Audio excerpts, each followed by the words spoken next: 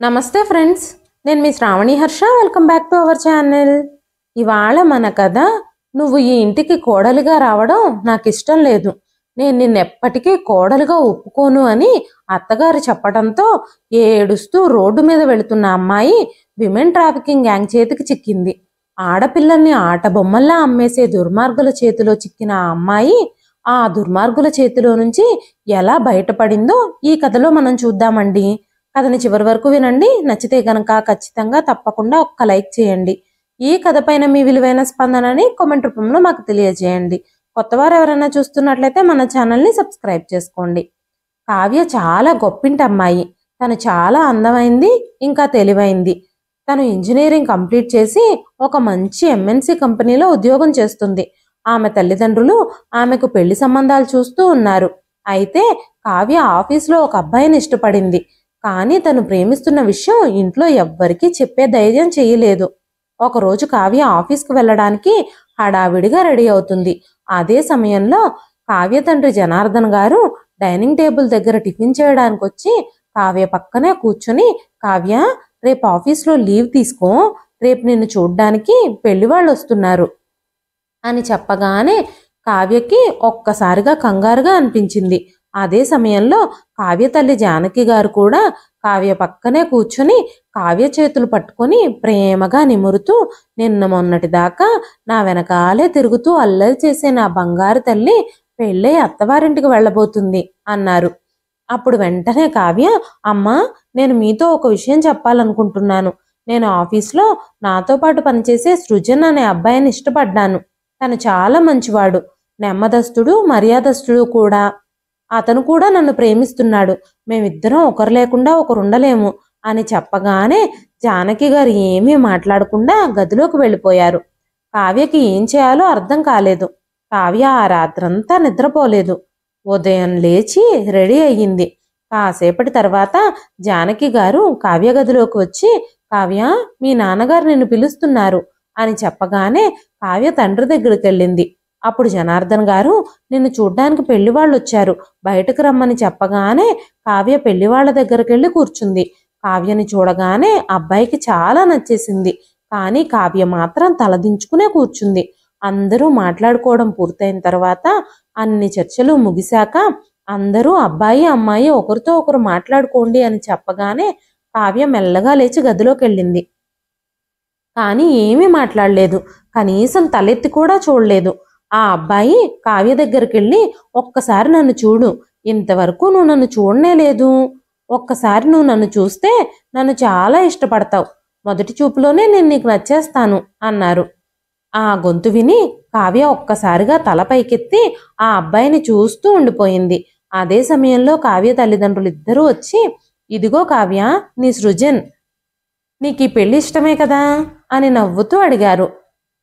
వెంటనే కావ్య తన తల్లిని తండ్రిని కౌగిలించుకొని ఆనందంగా కృతజ్ఞతలు చెప్పింది. అందరూ చాలా సంతోషించారు. కావ్య వాళ్ళ కుటుంబం కూడా సృజన్ కుటుంబానికి నచ్చింది. పెళ్లి సన్నాహాలన్నీ మొదలయ్యాయి. పెళ్లి రోజు కూడా వచ్చేసింది. పెళ్లిలో కావ్య చాలా అందంగా కనిపించింది. సృజన్ ఇంకా కావ్య పెళ్లిపీటల మీద ఒకరితో ఒకరు పోటీ పడుతూ ఒకరికన్నా ఇంకొకరు ఇంకా ఎక్కువగా అందంగా కనిపించారు. అంగరంగ వైభవంగా పెళ్లి వేడుక ముగిసింది. అత్తగారింట్లో కావ్యకి చాలా ఘనంగా స్వాగతం పలికారు. పెళ్లి కూతురు చాలా అందంగా ఉందని మగ పెళ్లి వాళ్ళందరూ అన్నారు. పెళ్లి హడావిడంతా ముగిసిపోయి చుట్టాలు బంధువులు ఎవరిళ్ళకి వాళ్ళు వెళ్ళిపోయారు. గొప్పింటి నుంచి వచ్చిన కావ్యకి ఇంటి పనులేవీ తెలియవు. కానీ అందరితో ప్రేమగా మాట్లాడడం, అందరినీ సంతోషంగా ఉంచడం మాత్రం తెలుసు. కావ్య అత్తగారు అన్నపూర్ణ గారే ఆ ఇంట్లో ఇంటి పనులన్నీ చేసేవారు. కానీ కావ్యకు మాత్రం కొంచెం బాధగా అనిపించేది. కావ్య ఇంట్లో ఉన్నంతసేపు అత్తగారికి ఏదో ఒక పనిలో సహాయం చేయడానికి ప్రయత్నించేది. కానీ కావ్య మాత్రం ఏం చేయగలదు? తనకి చిన్నప్పటి నుంచి ఇంటి పనులేవీ తెలియదు. వాళ్ళ ఇంటికి ఎవరైనా గెస్ట్లు వచ్చినప్పుడు అన్నపూర్ణమ్మ గారు కిచెన్లోకి వెళ్ళి టీ స్నాక్స్ రెడీ చేస్తూ ఉండేవారు. కానీ ఇదంతా కావ్యకు అసలు మంచిగా అనిపించలేదు. తన పుట్టింట్లో ఎవరైనా గెస్ట్లు ఇంటికి వచ్చినప్పుడు తన తల్లి వాళ్ళ దగ్గరే కూర్చొని వాళ్లతో మాట్లాడుతూ ఉండేది. వాళ్లతోనే ఎక్కువ టైం స్పెండ్ చేసేది. ఆమె టీలు స్నాక్స్లు చేయడానికి వంటగదికి వెళ్లాల్సిన అవసరం రాలేదు. అలాగే అన్నపూర్ణమ్మ గారికి కూడా ఇంటికొచ్చిన చుట్టాలతో టైం స్పెండ్ చేయాలని ఉంటుంది కదా అనుకుంటూ కావ్య అత్తగారి గురించి ఆలోచించడం ప్రారంభించింది. ఉదయం నుంచి అందరి కోసం వంట చేస్తూ ఇంట్లో పనులన్నీ చేస్తూ అత్తగారు చాలా అలసిపోతున్నారని కావ్య చాలా బాధపడింది. అత్తగారి పనుల్లో కాస్త వెసులుబాటు కల్పించడం కోసం ఇంట్లో పని మనిషిని పెట్టుకోవాలని కావ్య సృజన్తో చెప్పింది. సృజన్ కూడా నీ ఆలోచన బాగానే ఉంది కావ్య, అమ్మకు కూడా కాస్త పనుల నుంచి విశ్రాంతి దొరుకుతుంది అన్నాడు. కావ్య గదిలోకి వెళ్ళిపోయింది. అన్నపూర్ణమ్మ గారు సృజన్ దగ్గరకు వచ్చి, బాబు ఏం జరుగుతుంది, ఏం మాట్లాడుకుంటున్నారు మీరిద్దరూ, ఏ విషయం గురించి డిస్కషను అంటూ అడిగారు. ఏం లేదమ్మా, నేను నీతో ఈ విషయం గురించే మాట్లాడదామని నీ గదిలోకే రావాలని అనుకుంటున్నాను అనగానే అన్నపూర్ణమ్మ గారు, ఏం మాట్లాడాలనుకుంటున్నావో చెప్పు బాబు అన్నారు. రోజంతా ఇంటి పనులన్నీ చేస్తూ నువ్వు చాలా అలసిపోతున్నావమ్మా, అందుకే పనిలో నీకు సహాయం చేయడానికి ఒక పని మనిషిని పెట్టాలి అని అనుకుంటున్నాము అని చెప్పాడు. కానీ అన్నపూర్ణమ్మ గారికి ఆ విషయం అస్సలు నచ్చకపోవటంతో ఏమీ మాట్లాడకుండా అక్కడి నుంచి వెళ్ళిపోయారు. కావ్య, సృజన్ ఇద్దరూ ఆఫీసులకు వెళ్ళిపోయారు. అన్నపూర్ణమ్మ గారికి లోపలే చాలా కోపం వచ్చింది.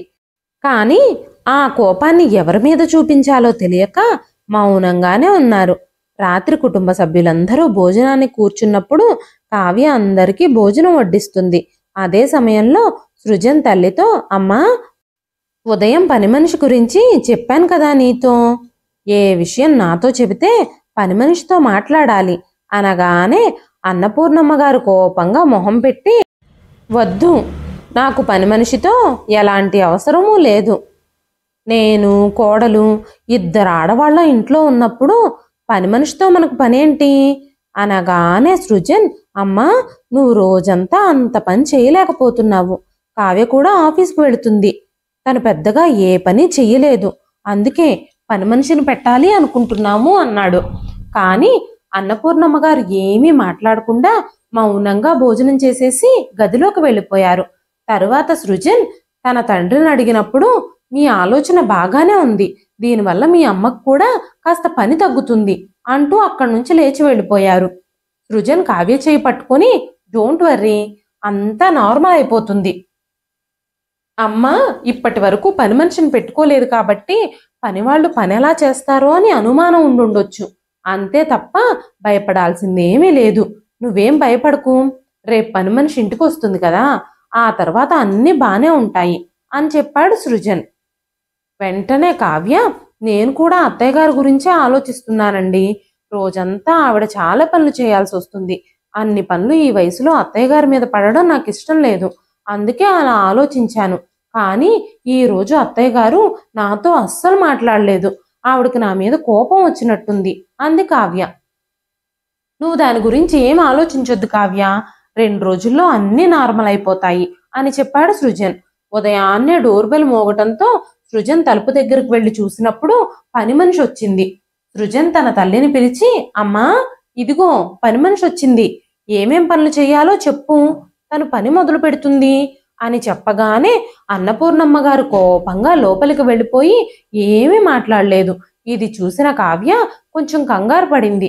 వెంటనే సృజన్ పని మనిషితో వంటగదిలోకి వెళ్ళి పాత్రలు శుభ్రం చేయమని చెప్పాడు.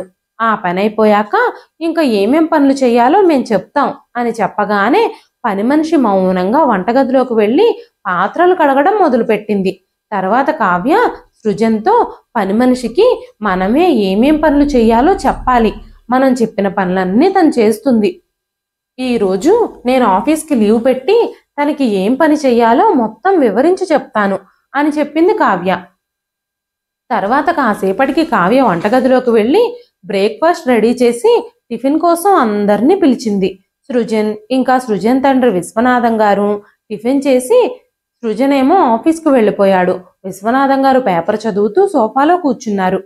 కావ్య అత్తగారి గదిలోకి వెళ్ళి, అత్తయ్య గారు బ్రేక్ఫాస్ట్ చేద్దాం రండి అని పిలిచినప్పుడు అన్నపూర్ణమ్మ గారు, నాకు ఈరోజు ఆకలిగా లేదు, నన్ను ఇబ్బంది పెట్టొద్దు, నువ్వు వెళ్ళి టిఫిన్ చేసేయి, నేను బాగానే ఉన్నాను అని చెప్పారు. కావ్య చాలాసేపు బతిమాలినా చాలాసేపు అక్కడే నిలబడున్నా కానీ అన్నపూర్ణమ్మ గారు టిఫిన్ చేయడానికి రాలేదు. ఇక చేసేదేం లేక కావ్య బ్రేక్ఫాస్ట్ చేసేసి పని మనిషికి ఏమేం పనులు చేయాలో చెప్పి చేయించుకుంది. పని మనిషి వెళ్ళిపోయిన తర్వాత కావ్య అత్తగారి గదిలోకి వెళ్ళి, అత్తయ్య గారు, ఈరోజు మీకేం తినాలనుందో చెప్తే నేను వంట చేస్తాను అని చెప్పగానే అన్నపూర్ణమ్మ గారు, నువ్వు ఏమీ చేయాల్సిన పని లేదు, వంట నేనే చేస్తాను అని కోపంగా చెప్పటంతో కావ్య అక్కడి నుంచి వెళ్ళిపోయి తన మామగారి దగ్గరికి వెళ్ళింది. మామయ్య గారు, అత్తయ్య గారు ఈరోజు చాలా కోపంగా ఉన్నారు, ఆవిడ బ్రేక్ఫాస్ట్ కూడా చెయ్యలేదు అని చెప్పగానే, అమ్మ కావ్య, నువ్వేం కంగారు పడకు, నువ్వు టిఫిన్ చేసేసేయి, తనతో నేను మాట్లాడతానులే అన్నారు విశ్వనాథం గారు. కావ్య మౌనంగా తన గదిలోకి వెళ్ళిపోయింది. మధ్యాహ్నానికి కావ్యకు కూడా చాలా ఆకలిగా ఉంది. అత్తగారు వంట చేసి భోజనానికి పిలుస్తారేమో అనుకుంది, కానీ ఆవిడ పిలవలేదు. తన గదిలోంచి బయటకు వచ్చినప్పుడు డైనింగ్ టేబుల్ దగ్గర అత్తగారు మామగారు భోజనం చేయడం చూసింది. విశ్వనాథం గారు కావ్యని చూడగానే, రామ్మ కావ్య, నువ్వు కూడా భోజనం చేసేయి అని అడిగారు. వెంటనే కావ్య కూడా భోజనానికి కూర్చుంది. కానీ అన్నపూర్ణమ్మ గారు ఏమీ మాట్లాడలేదు. ఇద్దరూ భోజనం చేసేసి గదిలోకి వెళ్ళిపోయారు. కావ్య కూడా భోజనం చేసి కాసేపు విశ్రాంతి తీసుకుని తర్వాత ఆఫీస్ వర్క్ చేసుకుంది. సాయంత్రం ఇంటికొచ్చిన సృజన్ తన తల్లి ఇంకా కోపంగా ఉండడం చూశాడు. ఆమె దగ్గరకు వెళ్ళి, అమ్మా, పని మనిషి పనులు ఎలా చేస్తుంది? బానే చేస్తుంది కదా, నీకు తన పని నచ్చింది కదా అని అడగగానే అన్నపూర్ణమ్మ గారు, నన్నెందుకు అడుగుతున్నావు ఆ విషయం? పని మనిషిని కావాలని ఎవరు పెట్టుకున్నారో, ఎవరు పని మనిషికి పనులు పురమాయించారో వాళ్ళని అడుగు, వాళ్ళకైతే బాగా తెలుస్తుంది అని చెప్పగానే సృజన్ తన తండ్రి వైపు చూశాడు. అప్పుడు విశ్వనాథం గారు సృజన్ని కళ్ళతోనే పిలిచి, మీరు పని మనిషిని పెట్టడంతో తనకి కోపం వచ్చింది. ఈ రోజు కూడా మీ అమ్మ కావ్యతో సరిగ్గా మాట్లాడలేదు, పని మనిషికి కూడా ఏ పని చెప్పలేదు అనగానే సృజన్, అమ్మ ఎందుకు అలా బిహేవ్ చేస్తుంది? తన కోసమే కదా మేము ఆ పని మనిషిని పెట్టాము, తనకి పని తగ్గించాలనే కదా మేము ఇదంతా చేసింది అంటూ సృజన్ గదిలోకి వెళ్ళిపోయాడు. విశ్వనాథం గారు అన్నపూర్ణమ్మ గారితో, పూర్ణ, నీకిప్పుడు పిల్లలపై కోపం ఎందుకు వచ్చింది? వాళ్ళిద్దరూ నీకు విశ్రాంతి ఇవ్వాలని కోరుకుంటున్నారు అనగానే, ఇద్దరు ఆడవాళ్ళు ఇంట్లో ఉన్నప్పుడు పని మనిషితో పనేమిటి? ఇంటి కోడలు ఇంటి పనులు రాకపోతే నేర్చుకుని చెయ్యాలి, అంతేగాని పని మనిషిని పెడితే సరిపోతుందా అన్నారు. వెంటనే విశ్వనాథం గారు, కావ్య తన ఇంట్లో ఏ పని చెయ్యలేదు, అందుకే తను నీకు సహాయం చేయలేకపోతున్నాను అనే బాధతోనే పని మనిషిని పెట్టాలి అనుకుంది అని చెప్పగానే అన్నపూర్ణమ్మ గారు కోపంగా, పుట్టింట్లో అందరూ గారాబంగానే మహారాణుల్లాగానే పెరుగుతారండి, అత్తగారింటికి వచ్చాక ఆ ఇంటి పద్ధతులు అలవాటు చేసుకోవాలి, అంతే తప్ప పని మనుషుల్ని పెట్టుకోవడం పరిష్కారమా అన్నారు. సృజన్ గది బయట నిలబడి తల్లిదండ్రి మధ్య జరుగుతున్న సంభాషణ అంతా విన్నాడు. వెంటనే గదిలోకి వచ్చి, అమ్మా, నీకేం కావాలి?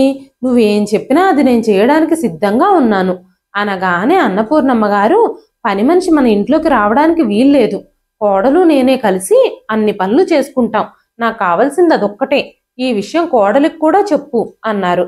వెంటనే సృజన్, సరే అమ్మా, నువ్వెలా అంటే అలా అని చెప్పి గదిలోకి వెళ్ళిపోయాడు. పొద్దున్నే సృజన్ ఆఫీస్కి రెడీ అయ్యి ఆఫీస్కు బయలుదేరబోతూ ఉన్నప్పుడు పని మనిషి వచ్చింది.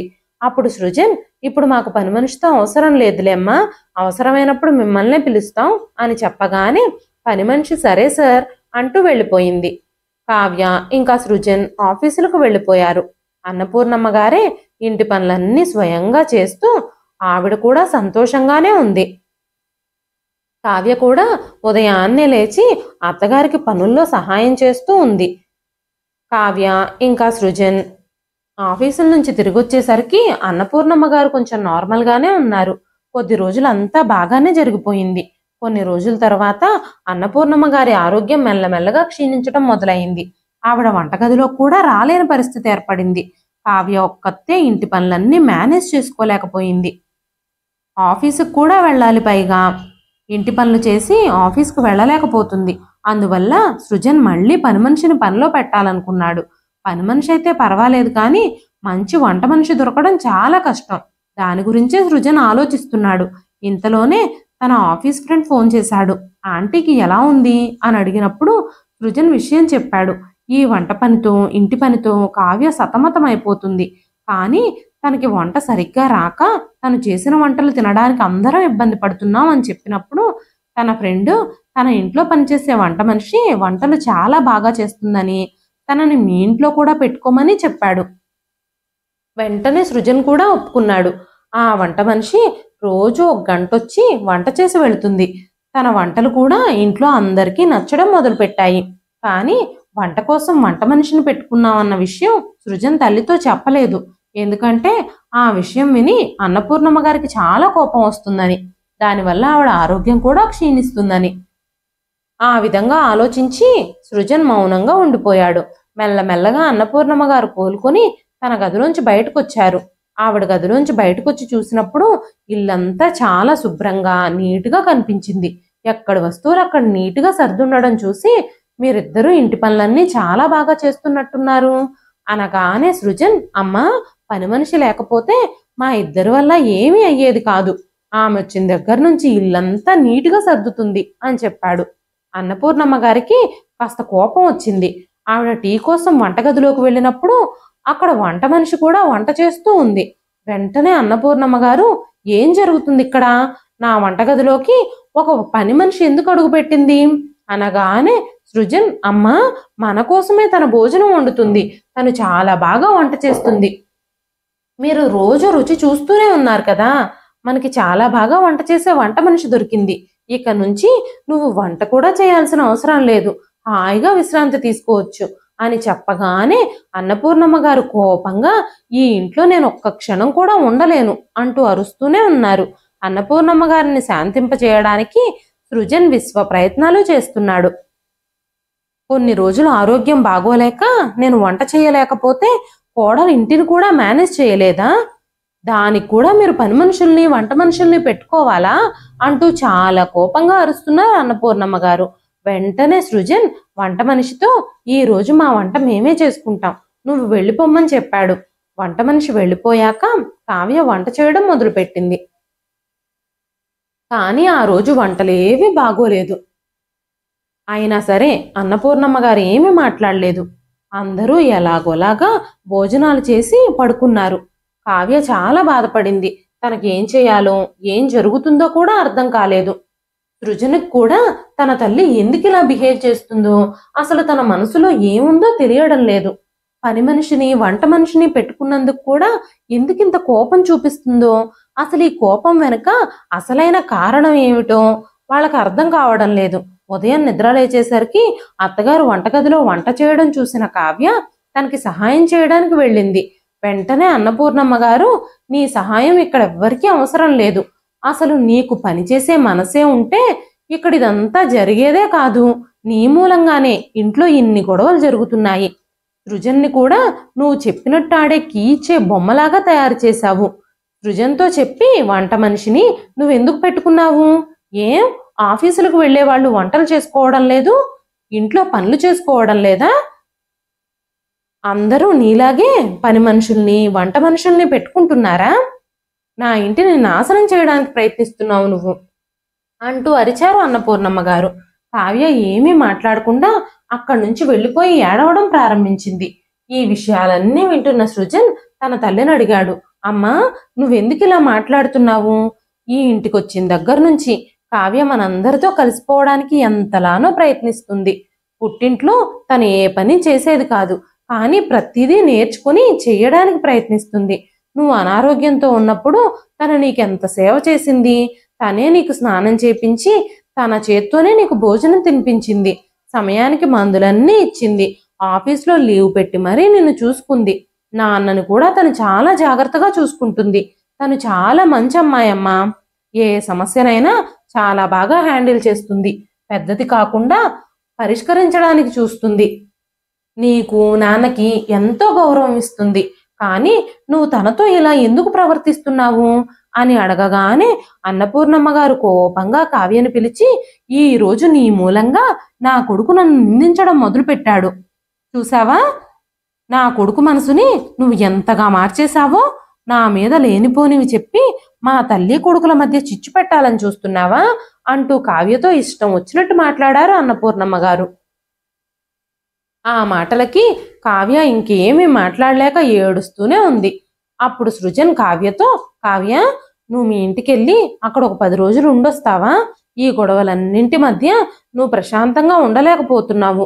కొన్ని రోజుల తర్వాత ఈ ఇంటి వాతావరణం ప్రశాంతంగా మారాక నేనే వచ్చి నిన్ను తీసుకొస్తాను అన్నప్పుడు అన్నపూర్ణమ్మ గారు ఏమీ మాట్లాడలేదు. సృజన్ అక్కడి నుంచి వెళ్ళగానే, నువ్వు మీ పుట్టింటికెళ్ళి హాయిగా ఉండమ్మా. మీ పుట్టింట్లో మహారాణిలాగా విశ్రాంతి తీసుకో. నా ఇంటిని మాత్రం నరకం చెయ్యొద్దు అంటూ వెటకారంగా అన్నారు. కావ్య ఏమీ మాట్లాడకుండా మౌనంగా అక్కడి నుంచి వెళ్ళిపోయింది. కావ్య గదిలోకి వెళ్ళి సృజన్తో, సృజన్, నేను ఎక్కడికి వెళ్ళను. మీ అందరితో కలిసి ఇక్కడే ఉంటాను. ఇదే నా ఇల్లు. అంతా సవ్యంగా జరిగే వరకు నేను ఇక్కడే ఉంటాను. మనిద్దరం కలిసి ఇంటి పరిస్థితులన్నీ చక్కదిద్దుదాం అంటూ సృజన్కి భరోసా ఇచ్చింది కావ్య. సృజన్, సరే, నేనే ఏదో ఒకటి చేస్తాను. అంతా తొందరలోనే సర్దుకుంటుంది. నువ్వు బాధపడకు అని చెప్పాడు. తర్వాత రోజు 10 గంటలు కావస్తున్నా పని మనిషి రాకపోవటంతో, పని మనిషి ఇంకా రాలేదేంటి అని సృజన్ కావ్యని అడిగాడు. నేనే తనకి ఫోన్ చేసి కొన్ని రోజులు రెస్ట్ తీసుకోమని చెప్పాను. అవసరమైనప్పుడు పిలుస్తామని చెప్పాను అనగానే సృజన్, కానీ ఎందుకు? పని మనిషి లేకపోతే చాలా కష్టం కదా అనగానే, మన ఇంట్లో పని మనిషి పని చేయకూడదని అత్తయ్య గారు చెప్పారు కదా, అందుకే నేనే వద్దని చెప్పేశాను. ఎలాగోలా అడ్జస్ట్ చేసుకుని ఇంటి పనులన్నీ నేనే చేస్తాను అంది. సృజన్ ఏమీ మాట్లాడకుండా లేచి స్నానానికి వెళ్ళిపోయాడు. సరే, నువ్వు వెళ్ళి బ్రేక్ఫాస్ట్ ప్రిపేర్ చేసేయి, మన ఇద్దరం కలిసి బ్రేక్ఫాస్ట్ చేద్దాం అని చెప్పాడు. వంటగదిలోకి వెళ్ళిన కావ్యతో, అన్నపూర్ణమ్మ గారు, నాకు ఇక్కడ ఎవరి సహాయం అవసరం లేదు, నువ్వు ఇక్కడి నుంచి వెళ్ళిపోవచ్చు అని చెప్పగానే మౌనంగా కావ్య తన గదిలోకి వచ్చేసి కూర్చొని, అత్తయ్య గారికి నేనంటే ఎందుకు ఇష్టం లేదు? నేను ఎంత కలిసిపోదామని ప్రయత్నిస్తున్నా ఆవిడ నాతో సరిగ్గా మాట్లాడకపోవడానికి నేను చేసిన తప్పేమిటి అని ఆలోచించడం మొదలుపెట్టింది. అప్పుడే సృజన్ స్నానం చేసి వచ్చాడు. కావ్య అలా పరధ్యానంగా ఉండడం చూసి, నువ్వు ఆఫీస్కు వెళ్ళడానికి రెడీ అవ్వలేదా? ఇంకా ఇలానే కూర్చున్నావు అనగానే, లేదు సృజన్, నేను ఈరోజు లీవ్ పెట్టాను. ఇవాళ ఆఫీస్కు వెళ్ళడం నాకు ఇష్టం లేదు. నా మూడేం బాలేదు. నేను ఈరోజు అంతా అత్తయ్య గారితోనే టైం స్పెండ్ చేయాలి అని అనుకుంటున్నాను. ఆవిడతో కూర్చొని మాట్లాడి ఆవిడ ప్రాబ్లం ఏంటో తెలుసుకోవాలి అని అనుకుంటున్నాను అని చెప్పగానే సృజన్, సరే, జాగ్రత్త. అమ్మ నిన్ను కోపంలో ఏదన్నా అన్నా పట్టించుకోవద్దు అని చెప్పి సృజన్ రెడీ అయ్యి ఆఫీస్కి వెళ్ళిపోయాడు. విశ్వనాథం గారు కూడా తన స్నేహితులు ఎవరో ఫోన్ చేస్తే కలవడానికని బయటకు వెళ్లారు. అప్పుడు కావ్య అత్తగారి గదిలోకి వెళ్ళి, అత్తయ్య గారు, మనం సినిమాకి వెళ్దామా అని అడిగింది. నువ్వెక్కడికైనా వెళ్ళి ఊరేగు, నన్ను మాత్రం కదిలించుకు అనగానే కావ్య నవ్వుతూ, నేను మీతో కలిసి బయటకెళ్ళాలి అని అనుకుంటున్నాను. బయటకు కాకపోతే కాసేపు ఇంట్లోనే కూర్చుని సరదాగా సినిమా చూద్దాం అనగానే అన్నపూర్ణమ్మ గారు, నాకు ఒంటరిగా ఉండాలనుంది, నువ్వు వెంటనే ఇక్కడి నుంచి వెళ్ళిపో అన్నారు. వెంటనే కావ్య నవ్వుతూ, లేదత్తయ్య గారు, మీరు లేకుండా నేనేమీ చెయ్యను. నేను ఎక్కడికి వెళ్ళను. సినిమాకి కాకపోతే మనం షాపింగ్కి వెళదాం, సరదాగా షాపింగ్కి చేద్దాం, సరదాగా అలా బయటకు వెళదాం రమ్మని అడిగింది. అన్నపూర్ణమ్మ గారు కోపంగా, నాకు చాలా తలనొప్పిగా ఉంది, నన్ను డిస్టర్బ్ చేయకుండా వెళ్ళిపో అని చెప్పారు. వెంటనే కావ్య వంటగదిలోకి వెళ్ళి టీ చేసి అత్తగారి గదిలోకి తీసుకొచ్చి, అత్తయ్య గారు, మన ఇద్దరం కలిసి టీ తాగుదాం అని టీ కప్పు అత్తగారి చేతికిస్తూ చెప్పింది. వెంటనే అన్నపూర్ణమ్మ గారు కోపంగా టీ కప్పును విసిరేస్తూ, ఏం కావాలి నీకు? నువ్వెందుకు నన్ను ఇంతలా విసిగిస్తున్నావు?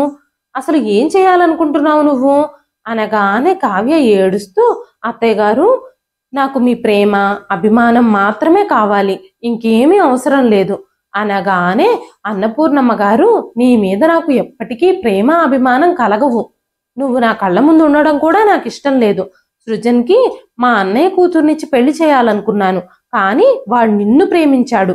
నిన్ను తప్ప వేరే ఎవ్వరిని పెళ్లి చేసుకోనంటే నీతో వాడి పెళ్లికి మేము ఒప్పుకోవాల్సి వచ్చింది. సృజన్ నిన్ను పెళ్లి చేసుకోవడం నాకు అస్సలు ఇష్టం లేదు. నేను నిన్ను కోడలిగా యాక్సెప్ట్ చెయ్యలేను. నువ్వు ఇంటి నుంచి, నా కొడుకు జీవితంలో నుంచి వెళ్ళిపోవాలనేదే నా కోరిక. నువ్వు నా కోరిక తీర్చగలవా?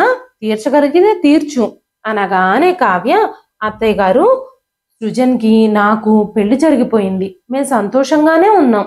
ఇప్పుడు నా మీద మీరు కోపం చూపించడం వల్ల మీకు ఏం లాభం వస్తుంది? నేను ఇంటి నుంచి వెళ్ళిపోతే మీరు సంతోషిస్తారేమో కానీ సృజన్ సంతోషంగా ఉండగలడా? తల్లిదండ్రులు బిడ్డల సంతోషమే కదా కోరుకుంటారు. మీ కొడుకు సంతోషాన్ని మీరే దూరం చెయ్యాలనుకుంటున్నారా? సరే అమ్మా, మీరు కోరుకున్నట్టుగానే జరుగుతుంది అని చెప్పి అక్కడి నుంచి వెళ్ళిపోయింది కావ్య. సాయంత్రం అయింది. సృజన్ ఇంకా విశ్వనాథం గారు ఇంటికొచ్చారు. ఇంట్లో చూసేసరికి అన్నపూర్ణమ్మ గారు టీ చేస్తున్నారు. తల్లితో మాట్లాడిన తర్వాత తన గదికి వెళ్ళి ఫ్రెష్ అయ్యి బయటకు వచ్చిన తర్వాత కావ్య ఎక్కడా కనిపించకపోవటంతో కావ్య కావ్య అంటూ పిలిచాడు సృజన్. కావ్య ఎక్కడా కనిపించలేదు, పలకను కూడా లేదు. బయటకొచ్చి చూస్తే అమ్మా నాన్నలిద్దరూ టీ తాగుతూ కనిపించారు. సృజన్ తన తల్లిదండ్రుల దగ్గరకు వచ్చి కావ్య గురించి అడిగాడు. అప్పుడు అన్నపూర్ణమ్మ గారు గదిలోనే ఉండుంటుంది, ఎక్కడికి వెళుతుందో ఎక్కడెక్కడ తిరుగుతుందో నాకేం తెలుసు, నీ పెళ్ళానికి నేనేమన్నా కాపలానా అన్నారు. వెంటనే విశ్వనాథం గారు, పూర్ణ ఎందుకలా మాట్లాడుతున్నావు? ఈ రోజు వరకు తను బయటికి వెళ్ళాలంటే నాకు చెప్పకుండా ఎప్పుడూ వెళ్ళలేదు. తన గురించి ఎందుకలా మాట్లాడుతున్నావు అనగానే అన్నపూర్ణమ్మ గారు, ఉదయం నన్ను సినిమాకి రమ్మని అడిగింది, లేదంటే షాపింగ్కి వెళదాం అంది. నేను రాను అని చెప్పాను. దాంతో తన స్నేహితులతో కలిసి వెళ్ళిందేమో అనగానే సృజన్, అమ్మా నువ్వు కావ్యని ఏమీ అనలేదు కదా అన్నాడు. వెంటనే అన్నపూర్ణమ్మ గారు కోపంగా, అనండిరా అనండి, అందరూ నన్నే అనండి, నేనే నీ పెళ్ళాన్ని ఇంట్లో నుంచి వెళ్ళగొట్టానంటున్నావు కదా నువ్వు నాతో ఇలా మాట్లాడుతున్నావా అనగానే సృజన్, అలా కాదమ్మా, కావ్య ఎక్కడికి వెళ్ళిందో తెలియడం లేదు, అందుకే అడిగాను, నేను తప్పు పట్టడం లేదు అన్నాడు. అన్నపూర్ణమ్మ గారు, తను సినిమాకే వెళ్ళుంటుంది, ఖచ్చితంగా చెప్తున్నాను నేను అన్నారు. సృజన్ తనకి ఫోన్ చేయడం స్టార్ట్ చేయగానే ఫోన్ గదిలోనే రింగ్ అవుతుంది. దీంతో సృజన్కి కంగారు ఇంకా పెరిగిపోయింది. సినిమాకి వెళ్తే ఫోన్ తీసుకెళ్లేదు కదా అనుకున్నాడు. వెంటనే విశ్వనాథం గారు, తన ఫ్రెండ్స్ నెంబర్లు ఏమైనా ఉంటే ఫోన్ చేసి అడుగు అని చెప్పారు. వెంటనే సృజన్ తన ఫ్రెండ్స్ అందరికీ ఫోన్లు చేశాడు. కానీ కావ్య ఎవ్వరితోనూ లేదు. వెంటనే సృజన్, అమ్మా ఇంట్లో ఏం జరిగిందో నాతో చెప్పు అని అడిగినప్పుడు అన్నపూర్ణమ్మ గారు తనకి తన కోడలికి మధ్య జరిగిన సంభాషణ అంతా దాచిపెట్టేసి, సినిమాకి వెళదాం షాపింగ్కి వెళదాం అంటుంటే నన్ను విసిగించొద్దు, నా కళ్ళ ముందు నుంచి వెళ్ళిపో అన్నాను అంతే అన్నారు. ఎందుకమ్మా ఇలా చేశావు? తనని ఇంట్లో నుంచి వెళ్ళిపోమని చెప్పావా నువ్వు? తనిప్పుడు ఎక్కడికి వెళ్ళుంటుంది అంటూ తలపట్టు కూర్చున్నాడు. కాసేపటి తర్వాత కావ్య ఎంతకీ ఫోన్ లిఫ్ట్ చేయకపోవడంతో కావ్య తల్లి జానకి గారు సృజన్ ఫోన్కి ఫోన్ చేశారు. ఆవిడతో మాట్లాడిన సృజన్కి కావ్యతో మాట్లాడేందుకు తన తల్లి ఫోన్ చేసిందన్న విషయం తెలిసింది. కావ్య స్నానం చేస్తుంది, తర్వాత ఫోన్ చేయిస్తాను అని చెప్పి సృజన్ ఫోన్ కట్ చేసేశాడు. కావ్య పుట్టింటికి కూడా వెళ్ళలేదు అన్న విషయం తెలుసుకున్న సృజన్ ఇంకా తన తల్లిదండ్రులు ఆందోళన చెందడం మొదలుపెట్టారు. సృజన్ పరిగెత్తుకుంటూ బయటకు వెళ్ళి బయటంతా చూశాడు. చుట్టుపక్కలంతా వెతకడం మొదలుపెట్టాడు. కానీ ఎవ్వరికీ కావ్య ఎక్కడా కనిపించలేదు. ఇంట్లో లేదు, బయటెక్కడా లేదు, ఫ్రెండ్స్ దగ్గర లేదు, పుట్టింటికి కూడా వెళ్ళలేదు. కావ్య ఎక్కడికి వెళ్ళిపోయిందో సృజన్కి అర్థం కావడం లేదు. విశ్వనాథం గారు అన్నపూర్ణమ్మ గారిపై చాలా కోపంతో అరుస్తున్నారు. ఏం చేశావు నా కోడల్ని? నీ వల్లే తన ఇంట్లో నుంచి వెళ్ళిపోయి ఉంటుంది. తను ఎక్కడికి వెళ్ళిందో అర్థం కావడం లేదు. తనకేమైనా జరిగితే నిన్ను ఊరికే వదిలిపెట్టం మేము అనగానే అన్నపూర్ణమ్మ గారు కంగారు పడిపోయారు. చుట్టుపక్కలంతా వెతికొచ్చిన సృజన్ తల్లి ముందు చేతులు జోడించి, అమ్మా ఇప్పుడైనా చెప్పు, కావ్య ఎక్కడికి వెళ్ళుంటుంది? నువ్వేమన్నావు అని అడగగానే అన్నపూర్ణమ్మ గారు ఏడుస్తూ, నాకేమీ తెలియదు బాబు, నేను గదిలోనే ఉన్నాను. తను ఎక్కడికి వెళ్ళిపోయిందో నాకు తెలియదు. ఎక్కడికి వెళుతున్నాను అనే విషయం తను నాకు చెప్పలేదు అని చెప్పగానే ముగ్గురు బాధపడి ఏడుస్తూనే ఉన్నారు. వెంటనే విశ్వనాథం గారు, కావ్య ఫోటో తీసుకురారా, మనం వెంటనే వెళ్ళి పోలీస్ స్టేషన్లో కంప్లైంట్ ఇద్దాం అని చెప్పారు. వెంటనే పోలీస్ స్టేషన్కి వెళ్ళి ఇంట్లో జరిగిందంతా పోలీసులకు చెప్పి కంప్లైంట్ ఇచ్చారు. పోలీసులు, మీరేం కంగారు పడకండి, మేము అన్నీ కనుక్కొని మీకు ఇన్ఫర్మేషన్ ఇస్తాం, మీరు ఇంటికి వెళ్ళండి, మాకేదైనా తెలిస్తే మీకు వెంటనే తెలియజేస్తాం అని చెప్పగానే సృజన్ ఇంటికి తిరిగొచ్చాడు. ఇంటికొచ్చాక కావ్య గురించి ఏదైనా వార్త తెలుస్తుందేమోనని ఎదురు చూడడం మొదలుపెట్టాడు. 2 రోజులు ఎదురు చూసినా కూడా కావ్య గురించి ఎలాంటి ఆచూకీ దొరకలేదు. 2 రోజుల తర్వాత కావ్య తల్లి జానకి గారు మళ్ళీ సృజన్కి ఫోన్ చేసి కావ్య ఫోన్ నాట్ రీచబుల్ అని చెప్తుంది. కావ్యతో మాట్లాడి చాలా రోజులైపోయింది అనగానే సృజన్ ఏడుస్తూ, అత్తయ్య గారు నన్ను క్షమించండి, నేను కావ్యని జాగ్రత్తగా చూసుకోలేకపోయాను అనగానే, బాబు నువ్వెందుకు ఏడుస్తున్నావు? నువ్వు అసలు ఏమంటున్నావు? అసలు కావ్యకి ఏమైంది? తను ఎక్కడుంది? నువ్వెందుకు ఇలా మాట్లాడుతున్నావు అనగానే, అప్పుడు సృజన్, అత్తయ్య గారు నన్ను క్షమించండి, నేను కావ్యని జాగ్రత్తగా చూసుకోలేకపోయాను, కావ్య ఇంట్లో లేదు, ఏం జరిగిందో తెలియదు అంటూ సృజన్ జరిగిన విషయం అంతా చెప్పాడు. విషయం మొత్తం విని జానకి గారు తట్టుకోలేకపోయారు. చాలాసేపు ఏడ్చారు. 2 రోజుల నుంచి ఈ విషయం మాకెందుకు చెప్పలేదు, నా కూతురు ఎక్కడికి వెళ్ళిందో, ఏ స్థితిలో ఉందో, ఎక్కడుందో అంటూ ఏడవడం మొదలుపెట్టారు ఆవిడ. అత్తయ్య గారు తన గురించి మాకు ఏ ఇన్ఫర్మేషన్ తెలిసినా నేను మీకు అది ఫార్వర్డ్ చేస్తాను. ఇప్పటి వరకు అయితే ఏం తెలియలేదు, మేము పోలీస్ కంప్లైంట్ కూడా ఇచ్చాము, మీరు ధైర్యంగా ఉండండి, కావ్య తొందరలోనే దొరుకుతుంది అని చెప్పాడు. అదే సమయంలో పోలీసులు అక్కడికి రావడంతో, అత్తయ్య గారు నేను మళ్ళీ మీకు ఫోన్ చేస్తాను అంటూ ఫోన్ కట్ చేసేసిన సృజన్ పోలీసుల దగ్గరికి వెళ్ళి కావ్య గురించి ఏమైనా తెలిసిందేమో అని అడిగాడు.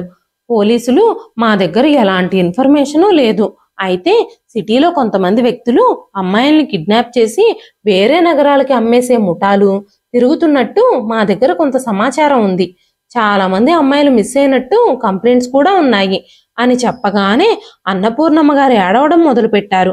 నా కోడలు ఎక్కడుందో వెతికి తీసుకురండి, దీనంతటికీ నేనే కారణం అని.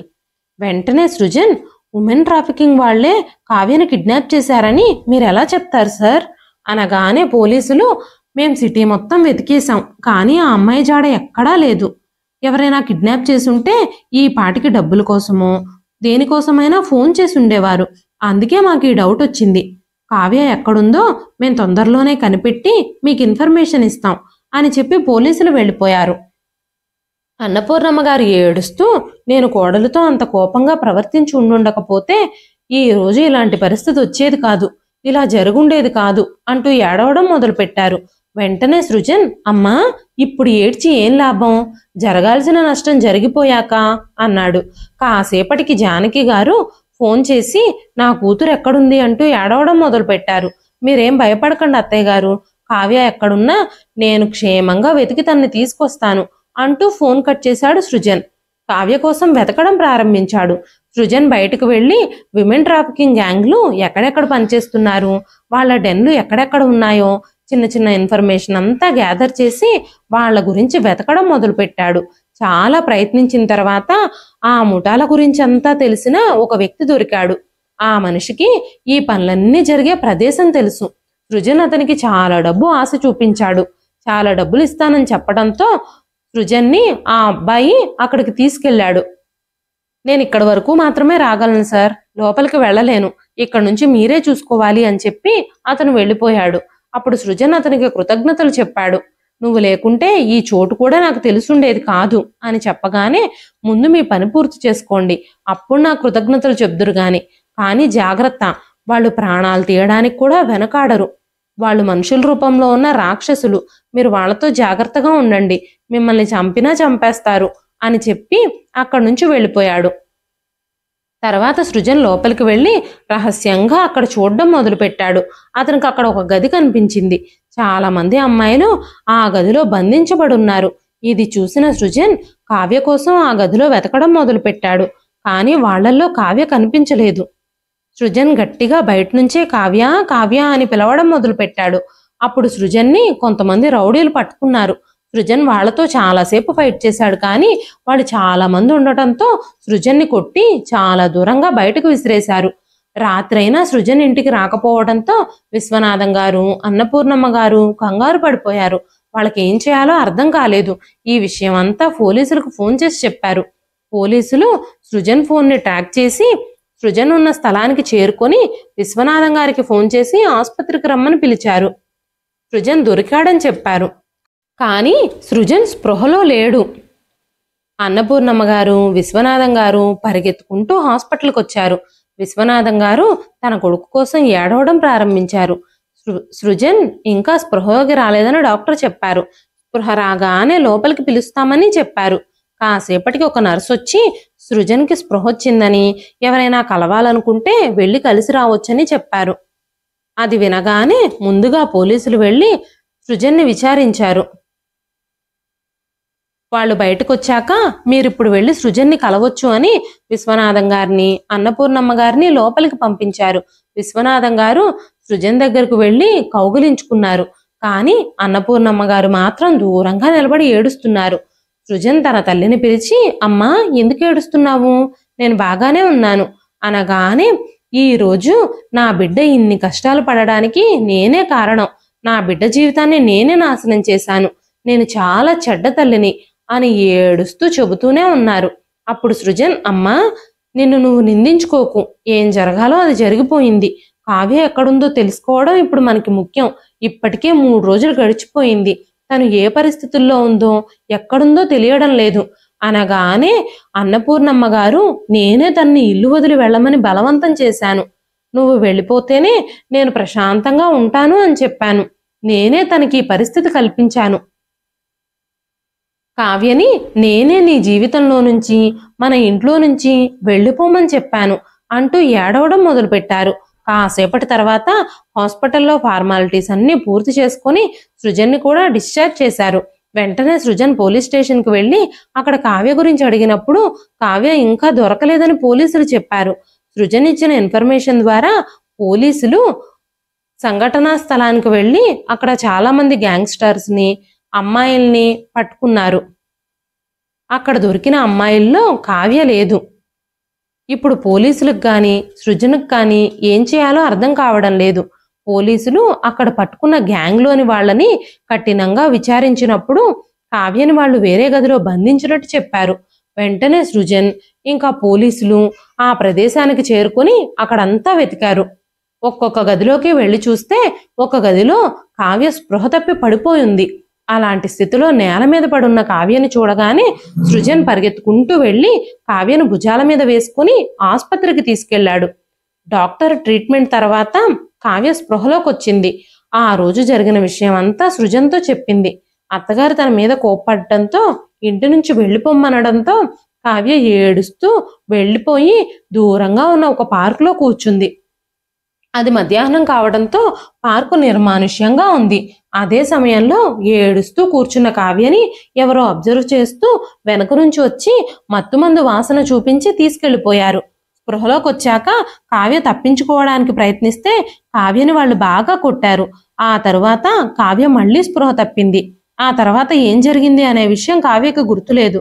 కావ్య ఏడుస్తూ, నన్ను క్షమించండి, మిమ్మల్ని అందరినీ చాలా బాధ పెట్టాను అనగానే అన్నపూర్ణమ్మ గారు, నా వల్లే ఇదంతా జరిగింది, నన్ను క్షమించమ్మా కావ్య అంటూ కావ్య చేతులు పట్టుకొని కావ్యని కౌగులించుకున్నారు. ఆ రోజు నుంచి కావ్య మీద ఉన్న కోపం అంతా పక్కన పెట్టి కావ్యని ప్రేమగా చూసుకోవడం మొదలుపెట్టారు అన్నపూర్ణమ్మ గారు. ఆ తర్వాత అన్నపూర్ణమ్మ గారు ఇంట్లో వంటకి పనికి కూడా పని మనుషుల్ని పెట్టుకున్నారు. ఇదండి ఈ రోజు కథ. ఈ కథ మీకు ఎలా అనిపించింది? ఈ కథ నచ్చితే ఒక లైక్ చేయండి. మరెన్నో ఇలాంటి ఇంట్రెస్టింగ్ కథల కోసం మన ఛానల్ని సబ్స్క్రైబ్ చేసుకోండి. ఈ కథ గురించిన మీ విలువైన స్పందనని కామెంట్ రూపంలో మాకు ఖచ్చితంగా తెలియజేయండి. మరొక మంచి కథతో మళ్ళీ కలుస్తాం.